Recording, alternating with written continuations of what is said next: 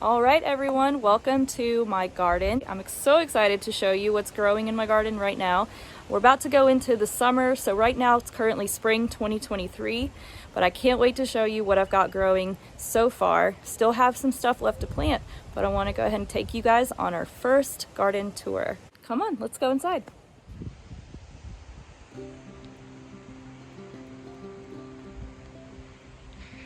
Okay, right from the beginning, there's edible chrysanthemums right here and some bitter melons planted. You can see that's what these are. And they're gonna vine up this, I guess what this is, an arch. And then wanted to show you guys this really cute path that I built with a friend, and then Brad and I built parts of it. This is made from pallet wood that I got from different places around Pensacola, and it was all free. And the only thing I bought for this was the nails. These nails that come in here, they're plastic. I got them on Amazon for like $8. So, and then I guess some of these nails to nail them in, because this is laid in a way that it's not going to move. It's got two strips of wood underneath the pallet woods running vertically, and then we laid these horizontally. But I'll kind of show you that first, and then we'll go through the garden beds. So they're in sections, so I can lift up a piece of it. I think can't lift these because this is where they're bolted in. But basically, this is one section going that way, this is one section coming this way. And that way, if we do ever need to replace a board, it's easy to lift up just a section and replace that one board. But this was the tricky part, because as you see, my garden is not straight. There's some curving, so we had to come in here and angle it and curve it and cut it all to size. And then you've got like the smaller pieces that go out to the larger pieces. So there's all different sizes, but this I think makes the garden look really, really nice and definitely inviting. So now I'm gonna start with what would be the front of the garden. It's super windy, so I really hope you can hear me. It's not cold. It's, I don't know, probably 73, 74. But it's very windy. So I've got my sunflowers all in the front rows. Let me see if I can clean this up. I've got my sunflowers all up in these front rows. There's different colors. There's some tall, there's reds, there's autumn beauties, there's some dark chocolate colors, all different varieties. And then here in these boxes in the front, I've got cucumbers. And then I've got some tomatoes. They're looking pretty good. The weather hasn't been super favorable. I think they would be a lot taller had it been more sunny a couple more days after I planted them, but it's been rainy, so they like that. They like the minerals from the rain. And then this is a tomato bed. That's a tomato bed. That just has two tomatoes right here, because what happens is I planted my tallest plants on the west side. The east is on this side, and the sun rises here, but in the afternoon, obviously there's no shade in the garden. They need protection from extreme heat, and it gets really hot here. So planting taller plants in the front of these beds, I guess on the side of the west, will protect things like peppers and eggplants that don't like extreme heat. Goodness, it's windy. Hold on, I'm trying to hide from the wind. It'll protect those plants that don't like extreme heat from the afternoon sun. And then this bed here is a smorgasbord of different onions and garlics. There's leeks in here, really nice looking leeks too, they're big. There's a volunteer lettuce. I don't know where it came from, but I know what kind it is. It's a little gem. And then we've got some garlic growing in here. This is elephant garlic. They've gotten huge since I planted them. Then I've got some regular sized garlic right here. There's like 3 or 4 of those.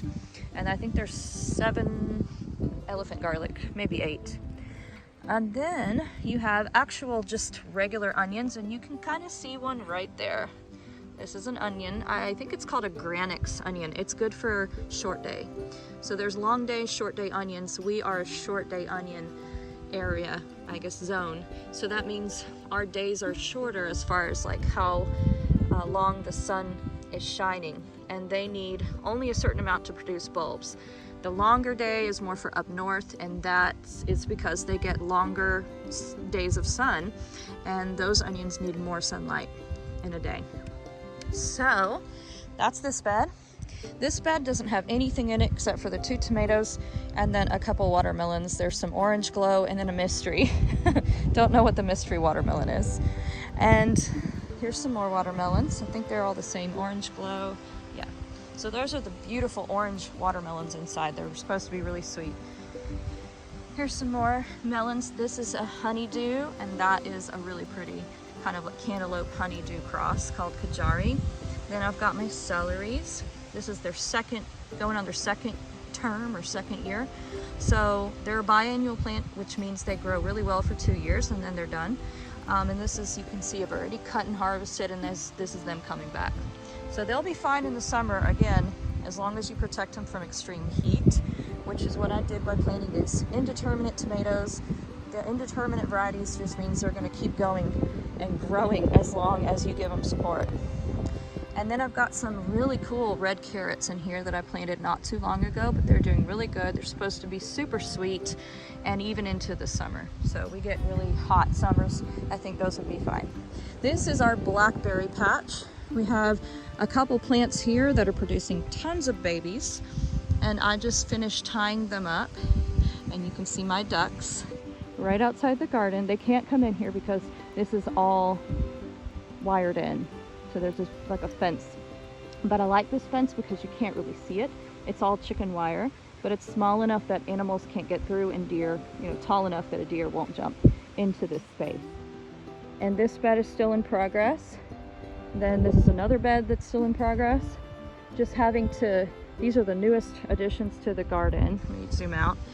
Having to position them so that they look parallel to the house and that they look, good as far as when you're looking at the garden this way is a challenge. So once we get those good in position, we'll keep filling them in with some more compost. Here's another blackberry that I trellised up to here, and hopefully once it gets long enough it'll come up to here, and then I can put maybe something else here that'll vine up. And eventually this would be a nice place to put a bench, a little seating area. It would be nice to have some kind of covering up here so you could sit here if it's too sunny. So that's kind of the goal with these arches. There's another one here, and there's 2 more that I'm going to put down there once I can move these beds over. And then this bed in the front is our lettuce bed. There's all kinds of stuff in here too, not just lettuce. There's arugula, there's clary sage. I never knew clary sage could get so big, but it's huge. This is a cool cucumber plant. I forgot the name of it, but the leaves taste like cucumber. They're really good. There's some tomatoes again, putting them in this side so that they create some shade. More lettuce. This is called blue feather leaf. This is blue feather leaf going to seed, which I'm excited about because I ran out of seeds, so I'm going to collect those. And these beautiful blue flowers are called blue bachelor's buttons, and yes, they're edible. Pretty much everything I grow here is edible, and that's because I love foraging in my garden. And then this is something that I'm experimenting with right now. This is, I think, just snow peas or regular peas, and they've been producing. Even now, our weather has just been really mild. See, here's one right down there. And they'll get really big, and then you pop these open and there's peas inside. So I'll see how well it does going into the summer, because these aren't really hot weather plants. So once it starts petering out, I'll just take this out. I've taken all the rest of them out. This is kind of the one left that I have.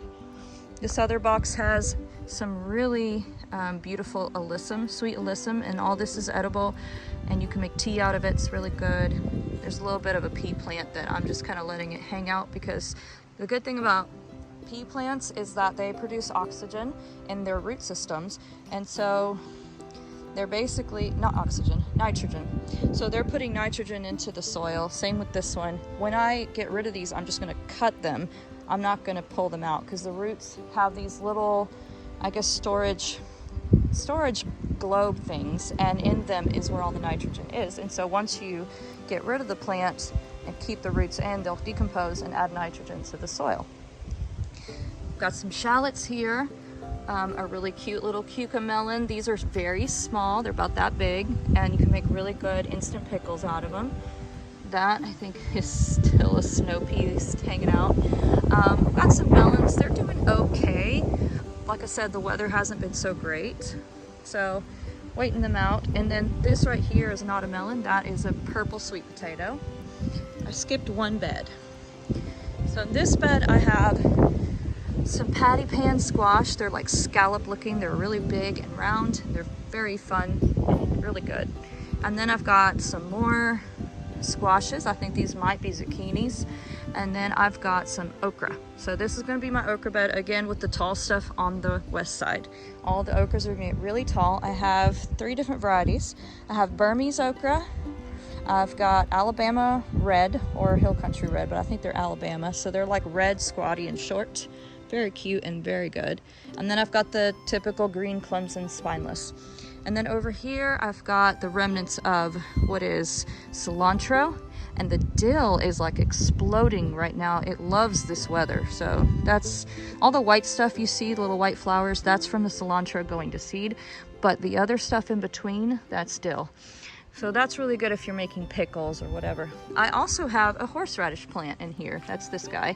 And so you just harvest the root and make horseradish out of it. And there's some volunteer lettuces in here too. Now we're gonna keep going down the cute little walkway. And I've got my corn over here. A lot of people would say, oh, this won't make you any corn, but this is Indian corn. And it also has a couple of sweet corn in here. Corn just has to be planted pretty densely. It doesn't have to be a lot of it.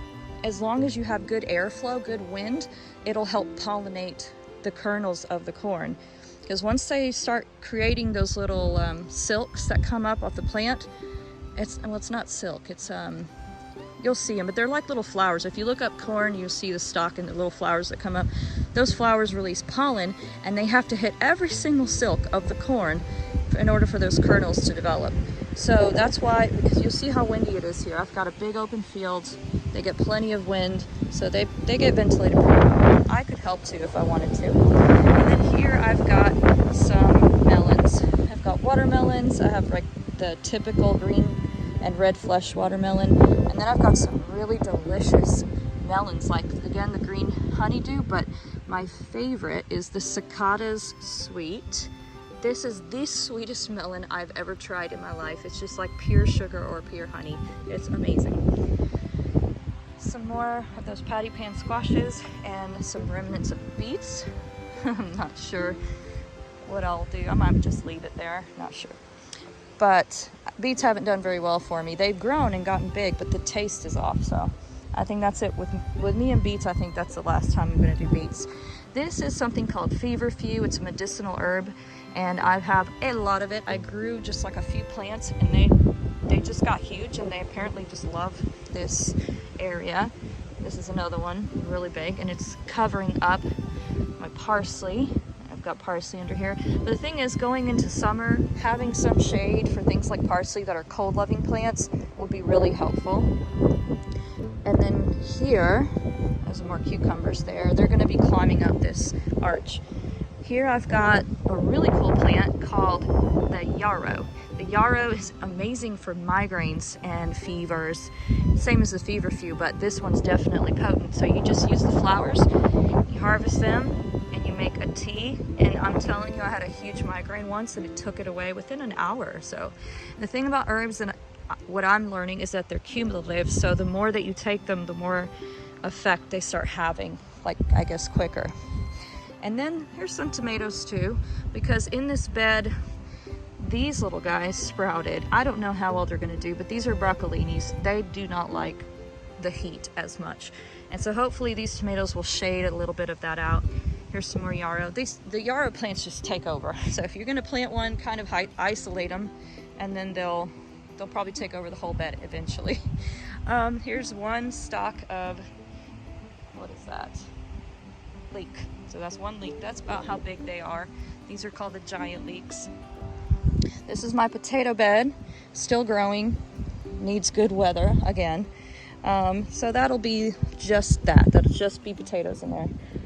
And I showed you everything else except for this bed and this bed. So this, some more tomatoes and some more cucumbers. Now these apparently really like this spot because they're getting huge. And these are fun kind of cucumbers. There's the English cucumber, which you'll see usually at the store, and oh, my hand's green. You'll see it usually at the store, and it's wrapped in some kind of cellophane or plastic, and they're really long and pretty much seedless. And then this here is a silver slicer, which means it's a white cucumber, a legit a cucumber that's like more of a shorter, thicker kind, and that's pure white. It's very good, apparently a very good producer. There's some more tomatoes in here.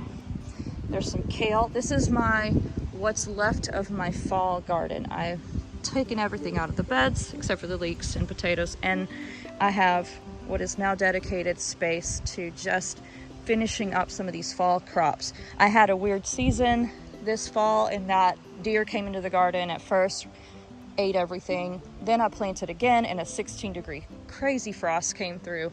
So plants kind of struggled a little bit. I had to replant halfway through the season, which wasn't ideal. And so these guys are still, you know, they still have a lot of life left in them. This is red Russian kale. This is regular lacinato dino kale. There's some beautiful bronze fennel in here. There's some sanguine lettuce, super yummy and all cool looking with the spots. There is one tomato right there. There's an onion. And then this is a Napa cabbage. I have another one in my lettuce bed I'll show you in a minute. And these guys are Brussels sprouts. There are Brussels sprouts. Look at that.